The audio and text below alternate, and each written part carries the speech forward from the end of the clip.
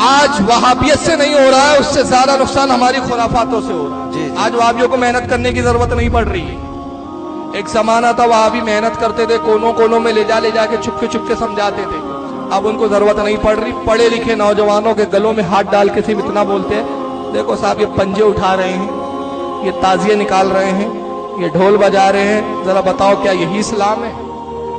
تو ایک پڑھے لکھے آدمی کے ذہن میں فوراً یہ بات آتی ہے، واقعی اسلام نہیں ہو سکتا۔ اگر تازیہ نکالنا اسلام ہوتا تو خدا کی قسم زین العابدین سب سے پہلے تازیہ نکالتا۔ پنجے نکالنا اگر اسلام ہوتا تو اہل بیت کا ہر فرد پنجے نکالتا۔ امام زین العابدین کے بارے میں تو یہ آتا ہے کہ پوری زندگی آپ روتے رہے، آنکھوں میں گڑے پڑ گئے تھے، اور جب بھی پانی ان کے سامنے پیش کیا جاتا تو آپ پانی نہیں پی پاتے تھے، کئی گھنٹے تک آپ روتے رہتے تھے، پیالہ رکھا رہتا۔ پوچھا جاتا ہے کہ آپ پانی کیوں نہیں پیتے، آپ نے پانی طلب کیا؟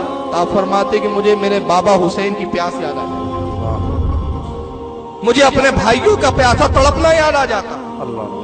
وہ امام زین العابدین جو پوری زندگی کربلا کو یاد کرتے رہے، اور ہم نے کربلا کے دن کو 10 عاشورے کے دن کو کیا بنا دیا؟ ڈھول بجانے کا دن۔ یہ ڈھول کس نے بجایا تھا بھائی؟ اہل بیت نے بجایا تھا کہ یزیدیوں نے بجایا تھا؟ یزیدیوں نے۔ ارے 10 عاشورے کو حسین پاک کے قافلے کا تو یہ حال تھا کہ سر نیزوں پہ لے جا کے دوڑا رہے تھے، تماشا بنایا تھا اہل بیت کا انہوں نے، ڈھول تو یزیدی بجا رہے، اور تم نے یزیدیوں کا کام لے لیا۔ یاد رکھیے یہ پنجے کی کوئی اصل نہیں، ہمارے علماء اس سے بری ہے، یہ جو کرتے جاہل لوگ ہیں ان سے ہم بری سما۔ اگر ڈھول بجانا، تازیہ نکالنا، پنجے نکالنا اسلام ہوتا تو یاد رکھو ہمارے علماء کے ہاتھ میں پنجے ہوتے، ہمارے مدرسوں سے تازیے نکلتے۔ تو جب ہمارے مدرسوں سے تازیے نہیں نکلتے، ہمارے مدرسوں سے ڈھول نہیں بجتا، تو اس کا مطلب یہ ہماری سنیت نہیں ہے۔ اور ان وہابیوں سے بھی کہوں گا کہ عوام کی جہالت کو ہمارے کھاتے میں مت فٹ کرو، ہم سے بات کرنا ہے تو کتابوں پہ بات کرو۔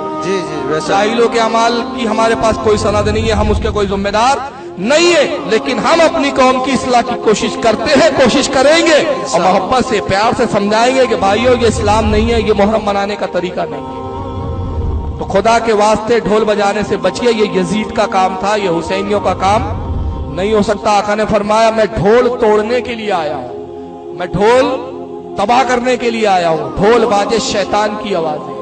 تو 10 محرم کو ڈھول نہیں بجانا ہے، حسین پاک کے نام کی مجلسوں کو منعقد کرنا ہے، 10 محرم کو روزہ رکھنا ہے، 10 محرم کو لوگوں کو کھلانا، صدقے اور خیرات کرنا ہے، 10 محرم کو نیک اعمال کرنا ہے۔ حسین پاک تو اسلام پر قربان ہو گئے، ہمیں بھی اسلام پہ قربان ہونے کا جذبہ بیدار کرنا ہے۔ اللہ تعالیٰ آج کی مجلس کو قبول فرمائے۔